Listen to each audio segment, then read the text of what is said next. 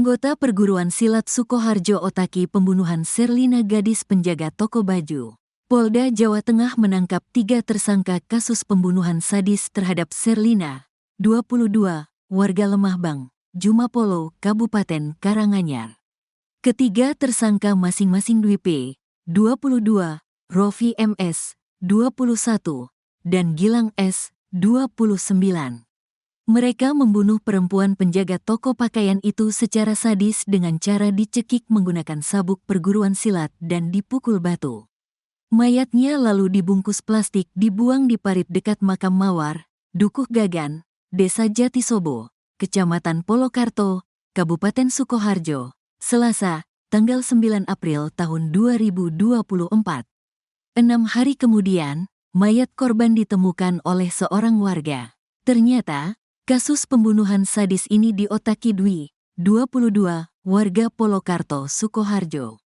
Ia mengaku merupakan anggota salah satu perguruan silat yang melakukan pembunuhan karena terdesak utang.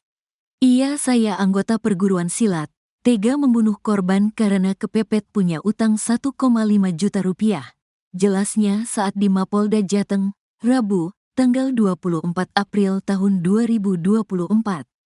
Pembunuhan itu direncanakan Dwi dengan mengajak Rofi untuk menghabisi Sherlina yang baru saja mendapatkan uang tunjangan hari raya, THR. Rofi kemudian mengajak Gilang untuk melakukan perbuatan tersebut. Hubungan saya dan Sherlina adalah teman. Awalnya saya hanya ajak Rofi, tapi ternyata dia ajak Gilang, bebernya. Selepas melakukan rencana itu, Dwi lalu menghubungi Sherlina untuk mengajak makan dan bertemu di tongkrongan. Dwi menuturkan, sebelum melakukan pembunuhan terlebih dahulu mengantarkan korban mencari makan.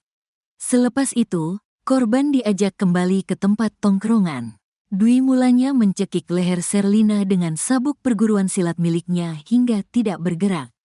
Kondisi saat itu, kata dia, korban belum meninggal sehingga dipukul pakai batu besar di bagian wajah oleh Gilang dan Rofi.